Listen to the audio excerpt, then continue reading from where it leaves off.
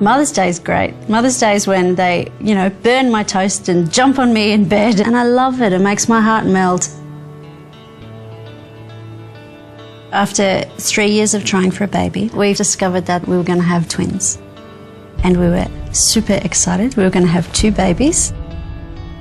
At 26 weeks, we were told I was going into labour early. It was the most frightening thing I've ever been told.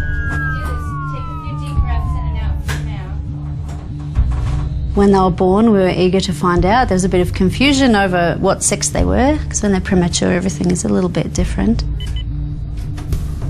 First they called out it was 2 boys, then they called out it was a boy and a girl, and then we noticed the dynamic in the room was quite strained. The doctor turned and said, "Have you chosen a name for your son?" And we said, "Yeah, his name's Jamie."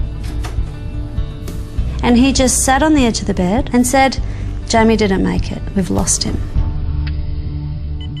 David collapsed next to me. I just grabbed the baby from the doctor and unwrapped him, and I ordered David to get his clothes off and get into bed with me because I wanted as much body heat around this baby as possible because he was cold and I wanted him to be warm and alive.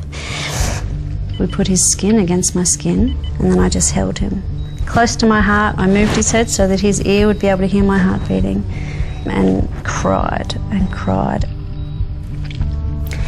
So we told him that he had a sister and that her name was Emily and that she was going to be okay and that he needed to look out for her.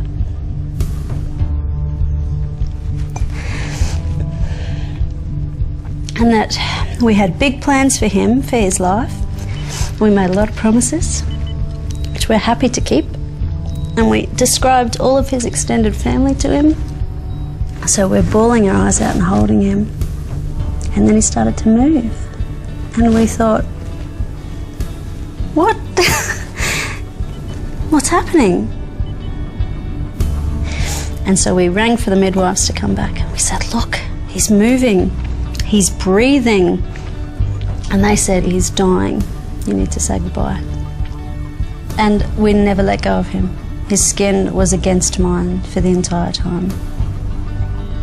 And then he opened his eyes and he grabbed David's finger, and his tiny fingers only just covered the tip of David's finger, and he held on and he laid his head back down on my chest and stared at his dad.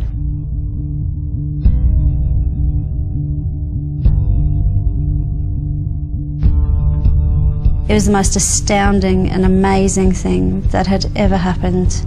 We realised it was because we had held him and because he had the body heat of his mother and father and that soft cocooning warmth. That's what had brought him back and had given him the time that he needed to live. We didn't stop touching them from the moment we got them home because we knew how valuable skin-on-skin contact was. It's what had saved his life. Sometimes when I hug them, I think I'm hugging them a bit too tight because I know how close I came to not having children. The twins are 5 in March. Our lucky little 3rd baby, Charlie, will be 4 in April.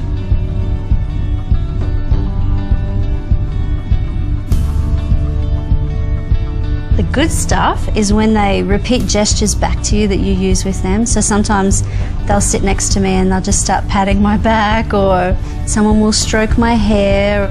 And I'm just thinking, this is bliss, I'm so lucky.